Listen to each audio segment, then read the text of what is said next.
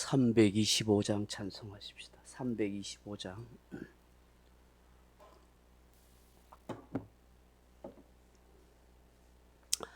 찬송가 325장입니다.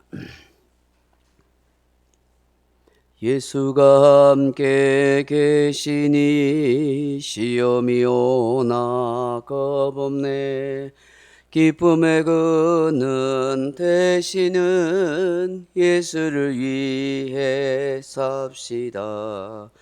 날마다 주를 섬기며 언제나 주를 기리고 그 사랑 안에 살면서 딴 길로 가지 맙시다. 이 세상 사는 동안에 주 이름 전파하면서 무한한 복락 주시는 예수를 위해 삽시다. 날마다 주를 섬기며 언제나 주를 기리고 그 사랑 안에 살면서 딴 길로 가지 맙시다. 이 세상 친구 없어도 잘했다는 친구니 불의한 일을 버리고 예수를 위해 삽시다. 날마다 주를 섬기며 언제나 주를 기리고 그 사랑 안에 살면서 딴 길로 가지 맙시다. 주께서 심판하실 때 잘했다 칭찬하리니 이러한 상급 받도록 예수를 위해 삽시다. 날마다 주를 섬기며 언제나 주를 기리고 그 사랑 안에 살면서 딴 길로 가지 맙시다. 아멘. 하나님 말씀 사도행전 2장 5절로 13절 말씀 같이 읽겠습니다. 사도행전 2장 5절로 13절 말씀까지 같이 읽습니다.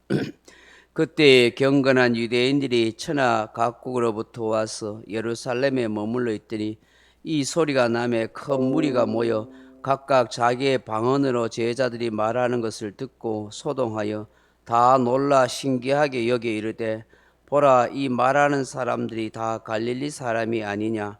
우리 각 사람이 난 곳 방언으로 듣게 되는 것이 어찌 됨이냐? 우리는 바데인가 메데인가 엘람인가 또 메소포타미아 유대와 갑바도기와 본도와 아시아 부르기아와 밤빌리아 애굽 및 구레네에 가까운 리비아 여러 지방에 사는 사람들과 로마로부터 온 나그네 곧 유대인과 유대교에 들어온 사람들과 그레데인과 아라비아인들이라. 우리가 다 우리의 각 언어로 하나님의 큰 일을 말함을 듣는도다 하고 다 놀라며 당하여 서로 이르되 이 어찌 된 일이냐 하며 또 어떤 이들은 조롱하여 이르되 그들이 새 술에 취하였다 하더라. 아멘. 사랑하는 성도 여러분, 우리가 살다 보면 외국인을 만날 때가 있습니다. 또 길을 가다가 외국인을 만나서 그 외국인이 또 길을 물어볼 때가 있습니다. 갑자기 다가와서 외국인이 이런저런 말 하면 우리가 굉장히 당할 때가 있죠. 내가 영어라도 좀 잘하면은 얼마나 좋을까 하는 아쉬운 마음이 들 때가 있습니다. 미국인이든지 또 뭐 일본인이든지 중국인이든지 어떤 외국인을 만나든지 간에 그 나라 사람의 말을 내가 알아듣지 못하면 굉장히 당하고 어려워할 것입니다. 사랑하는 성도 여러분, 사람은 언제부터 이렇게 말이 달라졌을까요? 지방마다 사투리가 있듯이 다른 언어가 생긴 것이 언제부터일까요? 성경에 보면은 창세기 11장에 바벨탑 사건 이후였다 하는 것을 말씀하고 있습니다. 그전에는 사람들의 언어가 다 하나였다는 것입니다. 창세기 11장 1절에 보면 온 땅의 언어가 하나요 말이 하나였더라고 하십니다. 그런데 노아 홍수 사건 이후 사람들이 또다시 많아지게 되자 타락한 인간성을 가진 사람들이 나타나기 시작했습니다. 그러면서 어떤 교만한 마음을 품고 말을 하게 됐냐 하면 신할 평지라는 곳에 사람들 다 만나자고 해서 거기서 서로 말하되 자 벽돌을 만들어 견고하게 굽자 하고 이에 벽돌을 돌로 대신하여 역청을 진흙으로 대신하고 또 말하되 성읍과 탑을 건설하자 탑 꼭대기를 하늘에 닿게 하여 우리의 이름을 내고 온 지면에 흩어짐을 면하자 하였더니라고 합니다. 이런 장면을 보고 하나님이 내려오셔서 다 보셨다는 것입니다. 어떻게 하면 참 철없는 인간들이 성읍과 탑을 쌓아 하늘에 닿아 보자고 저래 난리였는데 무슨 수로 하늘에 닿을 수가 있겠냐, 말도 안 된다라고 생각할 수 있고 또 하나님도 못 본 척하고 넘어갈 수 있습니다. 그런데 이것이 단순한 탑 쌓기, 성읍 쌓기가 아니라는 사실인 것입니다.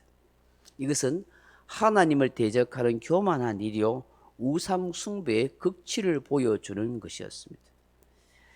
자기 세상, 하나님 없는 그런 세상을 만들겠다 하는 것입니다. 하나님께서 이렇게 타락하고 교만하여 우상 숭배의 극치를 달리는 인간들을 심판하십니다. 그것이 무엇일까요? 언어를 혼잡하게 하는 것입니다. 그래서 흩어지도록 만들어버리는 것입니다. 창세기 11장 6절에 보면 여호와께서 이르시되 무리가 한 족속이요 언어도 하나이므로 이같이 시작하였으니 이후로는 그 하고자 하는 일을 막을 수 없으리로다. 자, 우리가 내려가서 거기서 그들의 언어를 혼잡하게 하여 그들이 서로 알아듣지 못하게 하자 하시고 여호와께서 거기서 그들을 온 지면에 흩었으므로 그들이 그 도시를 건설하기를 그치더라. 그러므로 그 이름을 바벨이라 하니 이는 여호와께서 거기서 그들을 온 지면에 흩으셨더라고 말씀합니다. 바벨이라 하는 이 말의 원래 유래된 뜻은 뒤죽박죽이라 하는 뜻입니다. 그리고 혼란, 혼잡이라 하는 뜻을 가지고 있습니다. 지금까지 사람들은 말을 잘 통하고 서로 같이 일을 할 수 있었어요. 그런데 하나님이 언어를 혼잡하게 하니까 그때부터 뒤죽박죽 막 혼란이 일어난 거예요. 안 그렇겠어요? 지금까지 김씨, 박씨, 벽돌 하나 더 하고 말 잘하다가 갑자기 말하는데 영어가 튀어나오고 중국어 튀어나오고 러시아어가 튀어나오니까 서로 못 알아듣는 거예요. 뭐라노 막 중얼중얼 하죠. 바벨 그 바벨이에요. 바벨탑이다. 혼란, 혼잡, 뒤죽박죽이라는 뜻이죠. 이후로 인간의 말이 달라지니까 이제 다 흩어지게 되고 말이 통하는 사람들끼리 만나서 살게 될 것이죠. 그런데 오늘 사도행전 2장 5절로 13절 보시면은 성령의 임하심을 통해서 모든 나라 사람들이 각각 자기의 언어로 들을 수 있는 그런 말을 이 120명의 예루살렘에 있는 성도들이 모여서 기도하는 가운데 성령이 충만하게 하니까 각국의 나라 언어로 막 말을 하게 되더라는 거예요. 하나님이 이런 말을 하게 되는 거예요. 이게 참 놀라운 일이죠. 거기에 120명의 사람들은 영어를 배운 적도 없고 러시아나 스페인어나 아프리카 언어 하나도 배운 적이 없어요. 그런데 그들 입속에서 막 그냥 그런 각국의 나라의 말이 막 나오는 거예요. 이 성령의 역사하시는 거예요. 그 제가 전에 이야기했지 않습니까? 성령이 역사하니까 그 외국에 있는 아들한테 외국말 하는 그 며느리한테 그냥 외국말이 막 나오고 그렇잖아요. 그 미군 병사한테 할머니가 갑자기 다가가서 영어로 영자도 모르는데 그냥 막 영어가 막 나와가지고 그 할머니를 모시게 되는 그런 역사가 있는 거예요. 이 성령님이 역사하시면은 어떤 귀한 일도 일어날 수가 있는 것이죠. 오늘 본문에 보면은 뭐라고 이야기해요? 7절에 보면, 사도행전 2장 7절에 보면 다 놀라 신기하게 여기 이럴 때, 보라, 이 말하는 사람들이 다 갈릴리 사람이 아니냐. 왜 갈릴리 사람이라고 그렇게 말했을까요? 이 갈릴리라는 뜻이 어떤 의미가 있을까요? 이 당시 유대 문화에서 갈릴리는 뭐냐 하면 변방의 마을이에요. 변방. 소외되고 그리고 무식하고 아주 그냥 멸시받던 땅이었어요. 거기에 갈릴리 출신의 사람들이 무시하고 멸시받고 조롱받고 형편없는 그런 마을의 사람들이 마치 무슨 언어를 배운 것처럼 막 각국의 언어로 막 쫙 그렇게 말하니까 그 명절을 맞이해서 각국에서 온 유대인들, 디아스포라 유대인들 또 외국인들이 와가지고 들어보니까 막 그렇게 언어를 막 하는 거예요. 이게 신기하더라는 것이죠. 그러면 왜 성령께서 임하셔서 이렇게 다른 나라 사람들에게 각각의 언어로 말하게 하셨을까 하는 것입니다. 그 첫째는 하나님은 온 인류의 구원자라는 것을 보여주시기 위함이다 하는 것입니다. 오순절 명절을 맞이하여 찾아온 흩어진 디아스포라 유대인들과 각 지역 각 언어를 사용하고 있는 많은 이방인들이 지금 하나님께서 이스라엘뿐만 아니라 온 나라의 사람들에게 구원을 주시기 위해서 하나님의 놀라운 복음의 말씀을 들을 수 있도록 역사해 주셨다 하는 것입니다. 이미 예수님께서 말씀하지 않았습니까? 오직 성령이 임하시면 너희가 권능을 받고 예루살렘과 온 유대와 사마리아와 땅끝까지 이르는 내 증인이 되리라고 하신 것입니다. 그래서 성령을 통해서 땅끝까지 증인되게 하기 위해서 각 나라의 방언, 각 언어를 배워서 언제 하겠습니까? 그 입술을 통해서 말할 수 있도록 그렇게 역사하더라는 거예요. 수많은 이 외국인들, 이 사람들이 와서 이 지금 120명이 기도하는 가운데 성령 충만함을 받고 불의 혀같이 바람같이 임한 그 성령을 통해서 각국의 언어를 하는데 그 입에서 무슨 말이 나왔을까요? 하나님의 큰 일을 듣게 하였다고 말씀합니다. 11절 보십시오. 그레데인과 아라비안인들이라 우리가 다 우리의 각 언어로 하나님의 큰 일을 말함을 듣는도다 하고 그리 돼 있어요. 하나님의 큰 일이 무엇이겠어요? 바로 약속하시고 보내신 메시아 예수 그리스도를 통해서 구원을 진리, 제사함의 은혜를 받게 하는 거예요. 그 성령을 통해서 하나님의 살아 역사하신가, 하나님이 보내신 메시아 예수가 우리의 그리스도시고 구원자이고 속죄의 주가 된다는 이 사실을 각 나라의 방언으로 다 듣게 되더라는 거예요. 근데 참 희한한 일은 똑같은 현상을 보고 체험했어도 불구하고 전혀 다른 반응을 하는 사람들도 있더라는 사람. 경건한 사람들은 이런 하나님의 놀라운 역사 앞에 정말 신비하고 신기하게 생각해서 하나님 믿고 하나님께 영광을 돌리고 주께로 돌아오는 사람이 있는가 하면, 근데 어떤 사람은 전혀 다른 반응을 하고 있는 걸 봐요. 13절 보세요. 또 어떤 이들은 조롱하여 이르되 그들이 새 술에 취하였다 하더라. 뭐예요? 한마디로 술 취해서 헛소리 하고 있다고 그렇게 조롱하면 놀린 거예요. 여러분, 우리가 간혹 술 취한 사람 보면 뭐 행설수설하고 막 그런 말 하지 않습니까? 비틀거리면서. 그와 같다는 거예요. 이 성령의 역사하심을 제대로 보지 못하는 무지한 인생의 모습인 것이죠. 여러분, 똑같이 예배당에 와서 말씀을 들어도 그 말씀을 듣고 깨닫고 변화되고 반응하는 사람이 있는가 하면 전혀 반응 없고 변화 없고 깨닫지 못하는 사람도 있다는 거 알아야 돼요. 똑같이 말씀을 들었는데 어떤 사람은 은혜 받는 사람이 있는가 하면 어떤 사람은 상처받고 시험 받는 사람도 있다는 사실을 알아야 돼요. 성령의 역사하신 것 동시에 악한 영도 역사할 수 있는 거예요. 이 사람이 어떤 마음바탕이 되었냐고 따라서 다르는 거예요. 여러분, 씨 뿌린 비유를 알잖아요. 똑같이 천국에 복음의 씨를 뿌렸는데 어떤 사람은 가시떨기밭, 길가밭, 옥토밭, 그렇죠? 돌짝밭, 마음밭이 달라가지고 열매를 맺느냐, 열매를 맺지 못하느냐 차이가 나더라는 거예요. 씨가 문제였어요? 아니에요. 마음밭의 문제예요. 말씀을 받는 사람의 마음밭, 말씀을 듣는 사람의 귀가 열려 있느냐, 그 마음밭이 옥토밭 같이 좋은 마음밭이냐, 그에 따라 다르더라는 거예요. 염려, 근심, 걱정이 많은 사람은 열매가 자라지 않는데, 여러 가지 환난, 핍박 앞에 무너지고 세상을 좋아서 쫓아가는 사람에게는 신앙의 열매가 맺지 않더라는 것을 말씀하는 거 아니에요. 사랑하는 성도 여러분, 세술에 취한 것과 성령 충만함이 어떻게 같을 수 있겠습니까? 근데 비슷한 것 있어요. 여러분, 술에 취하면 술이 그 사람을 막 조종해 가잖아요. 나는 똑바로 걷고 싶은데 술 취한 사람은 비틀비틀 가게 됩니다. 성령 충만을 받으면 성령께서 그 사람을 이끌고 역사해 가시는 거예요.